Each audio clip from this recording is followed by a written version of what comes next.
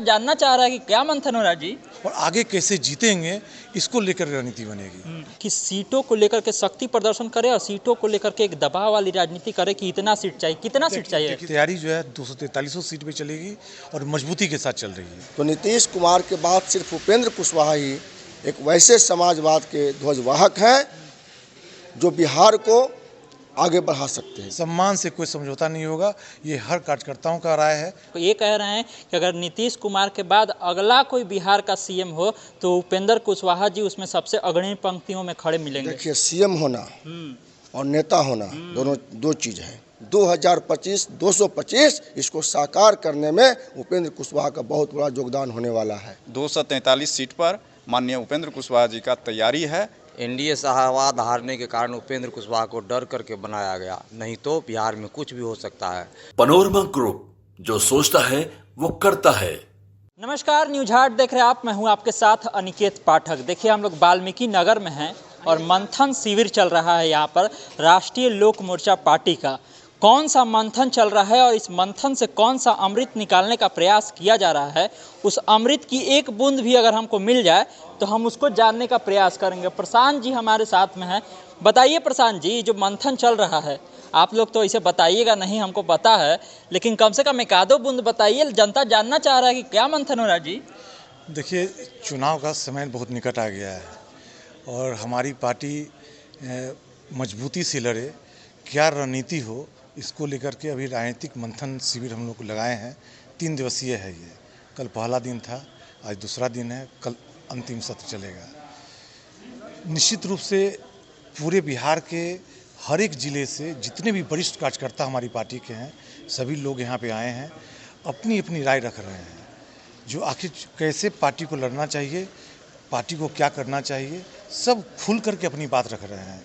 ये घर के अंदर बात चल रही है। इसके बाद नेता हमारे उपेंद्र कुशवाहा जी ये निर्णय लेंगे जो क्या करना चाहिए। ये सारी बातों की जानकारी आपको कल दी जाएगी। अच्छा, एक बात बताइए, कोई एजेंडा तय हुआ है कि इतने एजेंडों पर बातचीत हो रही है? हम एजेंडा अभी नहीं पूछेंगे, आप बताएंगे भी, हम जानते हैं, कल ही आप सब खोलेंगे पुड़िया जो है अंदर से, लेकिन कम से कम इतना बता दीजिए कि कितना एजेंडा है जिस पर बातचीत चल रही है, कोई अनुमान, कोई लगभग।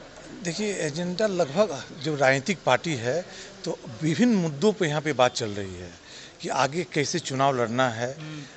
पीछे जो बीता चुनाव में अगर हार हुई तो कैसे हार हुई, कार्यकर्ताओं से पूछा जा रहा है कि हार का क्या क्या कारण था। तो स्वाभाविक सी बात है कि हार से हम लोग सीखेंगे और आगे कैसे जीतेंगे इसको लेकर रणनीति बनेगी। हार की जब बात करते हैं तो सीधा सीधा लोकसभा चुनाव जो है आंखों के सामने दिखने लगता है और कई बार ऐसे आरोप भी लगते हैं कि कुछ अपने ही लोगों ने दगा दे दिया, जिस कारण से वो परिणाम देखने को मिला। शाहाबाद का जो क्षेत्र है वहाँ पर काफ़ी मजबूत है आपकी पार्टी, और इस बार शाहाबाद पर किस तरह का फोकस है और उस चीज़ों से किस तरह से सीख रहे हैं आप लोग? मैंने कहा कि वही सब सारी बातें, आखिर हार हुई तो कैसे हुई, लगभग बिहार ही छोड़ दीजिए, पूरी देश की जनता जानती है कि हार का कारण क्या है। लेकिन हम लोग माइक्रो यहाँ पे कर रहे हैं, एनालिसिस कर रहे हैं कि आखिर हार हुई तो कैसे हार हुई और कैसे हम लोग इसको जीत में बदल सकते हैं। तो सारी बातें हो रही है, तो ये सब कुछ जो बताया जाएगा, लेकिन निर्णय जो है कुछ लोग ये भी कह रहे हैं कि ये जो मीटिंग हो रही है ना, इस मीटिंग का एक उद्देश्य है कि सीटों को लेकर के शक्ति प्रदर्शन करे और सीटों को लेकर के एक दबाव वाली राजनीति करे कि इतना सीट चाहिए, कितना सीट चाहिए। देखिए, दबाव की कोई बात नहीं है। अन्य नेता क्या कर रहे हैं हमें उस पर कुछ नहीं कहना है, लेकिन ये गारंटी मानिए हमारे नेता कोई दबाव की राजनीति नहीं कर रहे हैं। लेकिन हमारी पार्टी इतनी मजबूत है, कार्यकर्ता इतने मजबूत हैं, इतनी मजबूती से हमारे नेता के साथ हैं कि हर हालत में हम लोग को सम्मानजनक सीटें मिलेगी और अच्छी संख्या में मिलेगी। आपको समय आने में बता भी दिया जाए। इस बार सम्मान के साथ कोई समझौता नहीं? सम्मान से कोई समझौता नहीं होगा, ये हर कार्यकर्ताओं का राय है, हमारी भी राय है। और अगर मान लीजिए जिस तरह से पिछले चुनाव में देखने को मिला, अगर सम्मान के साथ थोड़ा सा भी होता है खेला, तो फिर आप लोग भी किसी खेल के मूड में हैं? देखिए, ऐसी कोई संभावना नहीं दिख रही है। लेकिन बातचीत तो करेंगे आप लोग सब चीज़ों पर? संभावना बिल्कुल नहीं दिख रही है, लेकिन तैयारी करके रखना पड़ेगा। लेकिन वही बात है कि राजनीति में कुछ भी संभव है, इसमें कोई इनकार नहीं किया जा सकता। लेकिन अभी जहाँ पे हम लोग हैं मजबूती के साथ हैं, सारे लोग इंटैक्ट हैं और हमें विश्वास है कि एनडीए के नेतृत्व में ही हम लोग सरकार बनाएंगे। अच्छा, समझौता वाला आप लोग नहीं ना करेगा? मान लीजिए कहा गया, सुनने में आ रहा है कि केंद्र में जो है सरकार का विस्तार होना है, मंत्रिमंडल विस्तार, तो अगर कुशवाहा जी को मंत्रिमंडल में जगह दे दी जाती है, फिर कहा जाएगा कि चलिए उधर दे दिए, इधर सीट कम कर देते हैं, ऐसा कोई समझौता नहीं ना चल ये रहा है? सारी बातें मीडिया की बातें हैं। ये कहीं पे न नेता स्तर पे बात हो रही है, न पार्टी स्तर पे बात हो रही है, ये सारी बातें मीडिया में चल रही है। तो उसमें हमें कुछ नहीं करना। अगर मंत्री बनाया भी जाता है तो आप अंदाज लगा लीजिए कि नेता की मजबूती होगी तो बनाया जाएगा। लेकिन ये सारी बातें इफ एंड बट वाली बात हुई, ये सब मीडिया की बात है। आपसे आखिरी हम सवाल करेंगे, बाकी भी बात करेंगे। आप ये नहीं बता रहे हैं कि हम इतनी सीटों पर लड़ना चाहते हैं, ये करना चाहते हैं, तैयारी कितनी सीटों पर चल रही है, यही बता दीजिए। देखिए, पूरी तैयारी की बात करेंगे, 243 सीट पे तैयारी चल रही है। स्वाभाविक सी बात है, जितने सीट पे लड़ेंगे वहाँ तो जितना ही है, और जहाँ पे नहीं लड़ेंगे तो अपने जो सहयोगी पार्टी है उनको जिताएंगे। तो इसलिए हमारी तैयारी जो है 243 सीट पे चलेगी और मजबूती के साथ चल रही है। अच्छा, ये बताइए, जो ये बैठक हो रही थी तो हमने जब बातचीत की तो ऐसा नहीं लगा कि केवल कुशवाहा समाज के लोग थे, हम तमाम समाज के लोग आए हुए थे। तो ये क्या बता रहा है, एक बड़े नेता के रूप में और सर्वमान्य नेता के रूप में उपेंद्र कुशवाहा जी की छवि बन गई है? देखिए, मैं जब भी आप पत्रकार साथी इस तरह सवाल करते हैं तो मैं तो पहले भी बोला हूँ, अभी भी बोल रहा हूँ कि आदरणीय मुख्यमंत्री नीतीश कुमार जी के बाद बिहार की राजनीति में उपेंद्र कुशवाहा ही एक ऐसे चेहरा हैं जिनके पास नीति है, नियति है और नेता का जो गुण है वह गुण होना चाहिए। तो नीतीश कुमार के बाद सिर्फ उपेंद्र कुशवाहा ही एक वैसे समाजवाद के ध्वजवाहक हैं जो बिहार को आगे बढ़ा सकते हैं। जिस तरह से बिहार पिछले 20 वर्षों से विकास के रास्ते पर आगे बढ़ रहा है, बिहार विभिन्न क्षेत्रों में स्वावलंबी हुआ है, तो नीतीश कुमार जी के बाद सिर्फ उपेंद्र कुशवाहा ही एक ऐसे चेहरा हैं, वैसे व्यक्तित्व हैं और जिनके अंदर लोहिया का भी गुण है, जिनके अंदर जयप्रकाश का संस्कार है, जिनके अंदर कर्पूरी का संस्कार है, सरदार पटेल का दृढ़ इच्छा शक्ति है, जगदेव प्रसाद जी का संघर्ष है, सम्राट अशोक का शौर्य है। तो जिस नेता के पास ये सारे गुण हैं तो नीतीश कुमार के बाद तो सिर्फ उपेंद्र कुशवाहा ही इस राजनीति के हकदार हैं। मतलब ये तमाम बातें अगर हम जोड़ जाड़ करके देखें तो बराबर करेंगे तो लगता है कि आप ये कह रहे हैं कि अगर नीतीश कुमार के बाद अगला कोई बिहार का सीएम हो तो उपेंद्र कुशवाहा जी उसमें सबसे अग्रणी पंक्तियों में खड़े मिलेंगे। देखिए, सीएम होना और नेता होना दोनों दो चीज़ है।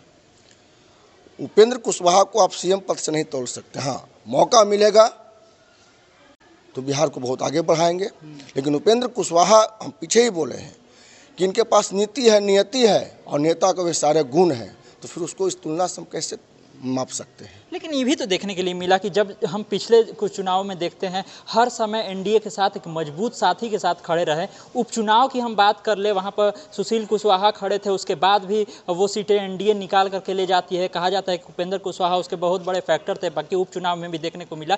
तो ये नहीं लगता है कि एक तरफा वाला खाली प्यार दिख रहा है, उधर से थोड़ा कम प्यार दिख रहा है?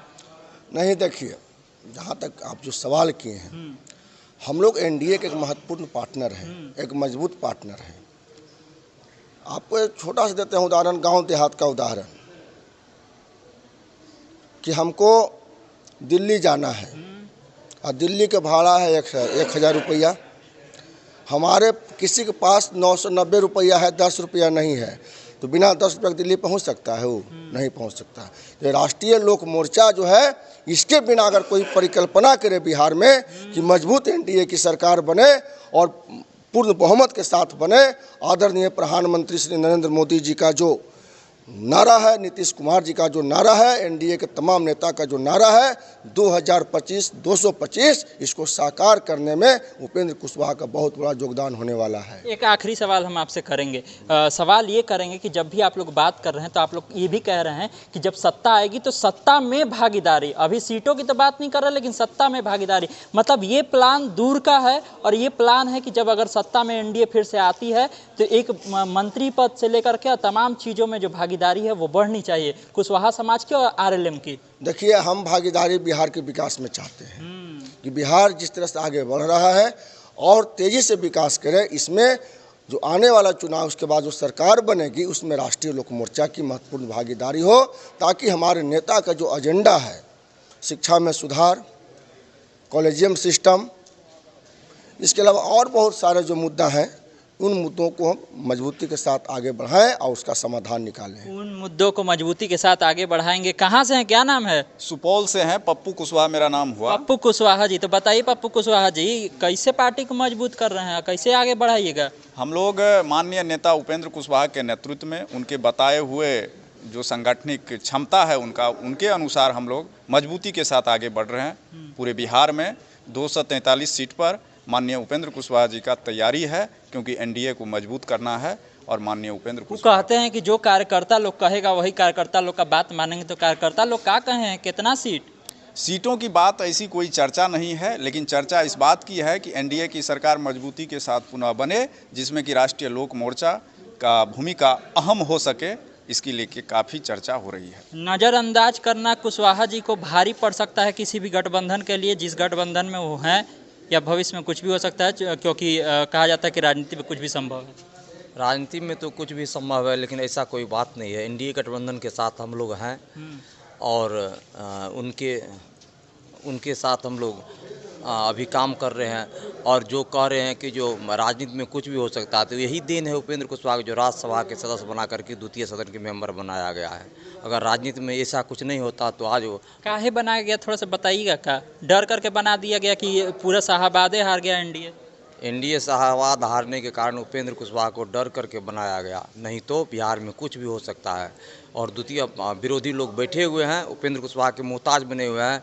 कब मेरे खेमे में आ जाए कि बिहार में हम सत्ता परिवर्तन कर दे, ऐसा होने भी नहीं जा रहा है। ठीक है, चलिए, तो ये तमाम जो सारे नेता हैं आरएलएम के, उनसे हम बातचीत कर रहे थे और जान रहे थे कि इस जो मंथन शिविर चल रही है, इस मंथन में किस बात पर मंथन हो रही है और क्या कुछ निकल करके सामने आने वाला है। कल जब जुड़ेंगे हम, तो कल जो है इसका जो पूरा परिणाम है वो सारा सामने आएगा, वो हम आपको बताएंगे। तो आप तमाम अपडेट के लिए जुड़े रहिए न्यूज़ हाट के साथ।